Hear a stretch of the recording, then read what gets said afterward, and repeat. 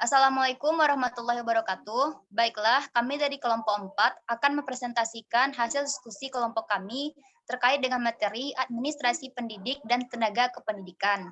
Sebelumnya, saya akan memperkenalkan diri dan rekan saya.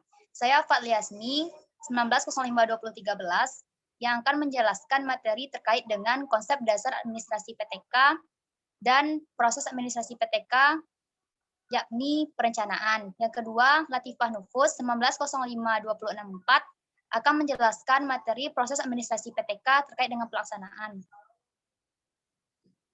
Baiklah, langsung saja kita masuk kepada materi. Next, Tipa. Yang pertama, konsep dasar administrasi pendidik dan tenaga kependidikan. Administrasi dapat diartikan sebagai kegiatan atau usaha untuk membantu, melayani, mengarahkan, atau mengatur semua kegiatan di dalam mencapai suatu tujuan. Nah, jika administrasi ini dikaitkan dengan pendidik, maka berfungsi sebagai upaya peningkatan efektivitas guru, dosen, dan lain sebagainya. Yang selanjutnya, tenaga kependidikan secara umum dikenal di Indonesia sebagai sebuah kependidikan yang berpartisipasi dalam menyelenggarakan pendidikan dengan tugas khusus sebagai profesi pendidik. Jadi dapat disimpulkan bahwasanya pendidik merupakan tenaga profesional yang merancang kegiatan pembelajaran, melaksanakan, menilai hasil, membimbing, melatih, mengabdi pada masyarakat. Yang selanjutnya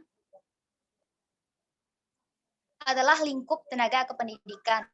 Nah, pada lingkup ini tidak hanya terpaku pada satu unsur, melainkan ada beberapa hal yang meliputi pertama adalah kepala sekolah, pengawas, tenaga administrasi, tenaga kepustakaan, laboratorium, teknisi, pengelola kelompok belajar, pamong belajar, dan tenaga kebersihan yang berkaitan dengan sekolah ataupun unsur pendidikan. Selanjutnya adalah proses administrasi PTK bagian perencanaan. Ada 3 komponen. Yang pertama adalah pengadaan. Tenaga kependidikan adalah proses kegiatan untuk mengisi formasi yang kosong untuk pengembangan lembaga dengan menambah jabatan-jabatan baru. Jadi jika ada sebuah jabatan atau formasi kosong, maka akan dibentuk lagi tenaga kependidikan yang baru untuk bisa tetap dilaksanakannya efektivitas pengajaran secara efektif. Yang kedua adalah seleksi atau penyaringan yang dilaksanakan dalam 2 tahapan. Yang pertama adalah penyaringan administratif, di mana dilakukan melalui pemeriksaan kelengkapan beserta lampiran. Yang kedua adalah penyaringan ujian atau riset. Nah, tahap kedua ini, jika peserta telah lulus dari ujian tes, maka harus mengikuti ujian pegawai dengan adanya pemberitahuan umum atau pengetahuan teknisi dan bidang yang lain, sehingga bisa memasuki tahap akhir mendapatkan jabatan yang diinginkan. Yang selanjutnya adalah penempatan, merupakan tindakan pengaturan atas seseorang untuk menempati suatu posisi atau jabatan. Nah, dalam kegiatan ini tentu akan menyebabkan penempatan kembali, namun merupakan suatu usaha dalam keluaran atau kompetensi tenaga pendidik dari pengembangan struktur organisasi pendidikan nasional yang juga diperlukan dalam proses administrasi PTK agar bisa diimplementasikan secara maksimal. Baiklah, selanjutnya proses administrasi PTK bagian pelaksanaan yang akan dijelaskan oleh rekan saya kepada Latifah Nufus, dipersilahkan.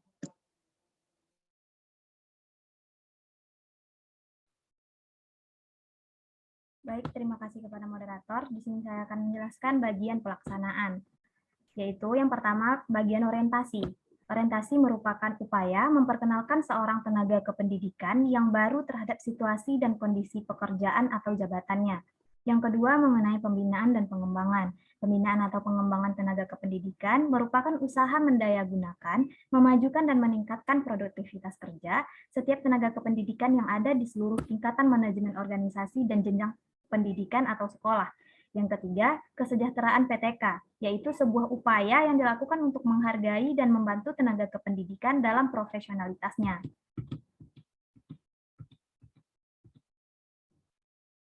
Bagian keempat mengenai gaji yang dijelaskan dalam Undang-Undang Nomor 14 Tahun 2005 tentang guru dan dosen, bahwa yang dimaksudkan dengan gaji adalah hak yang diterima oleh guru atau dosen atas pekerjaan yang diselenggarakan oleh pendidikan atau satuan pendidikan dalam bentuk finansial secara berkala, sesuai dengan peraturan perundang-undangan. Ini berarti bahwa seorang guru, dalam hal ini guru PNS yang akan diberi gaji berupa uang yang dibayarkan secara berkala.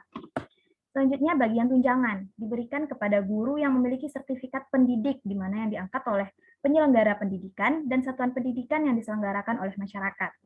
Yang selanjutnya, yang keenam mengenai penghargaan, yaitu pemerintah memberikan sebuah penghargaan di institusi pendidikan terhadap guru, dosen, kepala sekolah, dan seluruh tenaga kependidikan yang berprestasi. Selanjutnya mengenai cuti. Cuti di mana keadaan tidak masuk kerja yang diizinkan dalam jangka waktu tertentu. Di sini ada 4 jenis cuti. Yang pertama cuti tahunan, di mana hak PNS termasuk CPNS yang telah bekerja secara terus-menerus selama 1 tahun. Yang kedua cuti besar, yaitu hak PNS yang telah bekerja paling kurang 6 tahun secara terus-menerus. Yang ketiga cuti sakit, yaitu hak PNS atau CPNS wanita yang mengalami keguguran kandungan. Yang keempat cuti bersalin, hak PNS atau CPNS wanita untuk persalinan anaknya yang pertama, yang kedua, ketiga, dan seterusnya. Yang kedelapan mengenai kenaikan pangkat PTK, yaitu merupakan suatu penghargaan bagi seorang pegawai yang juga merupakan salah satu bentuk dari promosi. Ketentuan kenaikan pangkat, yaitu 4 tahun dalam pangkat yang dimiliki dan setiap unsur DP3 sekurang-kurangnya memperoleh nilai baik dalam tahun terakhir. Selanjutnya, 5 tahun dalam pangkat yang dimiliki setiap unsur DP3 sekurang-kurangnya bernilai cukup dalam tahun terakhir. Ada 2 jenis pangkat. Di sini kenaikan pangkat reguler dan juga kenaikan pangkat pilihan. Kenaikan pangkat reguler diberikan kepada pegawai yang telah memenuhi syarat yang telah ditentukan tanpa terikat pada jabatan yang dipangkunya. Yang kedua, kenaikan pangkat pilihan yaitu diberikan kepada pegawai yang telah memangku jabatan struktural dan fungsional dalam batas-batas jenjang pangkat yang ditentukan untuk jabatan yang bersangkutan. Pemberhentian PTK dan pensiun PTK. Yang pertama saya akan membahas mengenai pemberhentian PTK terlebih dahulu, yaitu pemberhentian PTK di sini yaitu pemberhentian yang menyebabkan yang bersangkutan tidak lagi berkedudukan sebagai pegawai negeri sipil. Yang kedua, jenis-jenis pemberhentian PTK. Ada 2, yang pertama pemberhentian dengan hormat dan pemberhentian dengan tidak hormat. Pemberhentian dengan hormat yaitu pemberhentian dengan hormat yaitu diberhentikan dengan hormat sebagai pegawai negeri sipil dan menerima hak-hak kepegawaiannya berdasarkan peraturan perundang-undangan yang berlaku, antara lain hak atas pensiun. Yang kedua, pemberhentian dengan tidak hormat sebagai pegawai negeri sipil yang tidak diberhentikan secara tidak hormat dan kehilangan hak-hak kepegawaiannya, antara lain hak berupa tunjangan pensiun.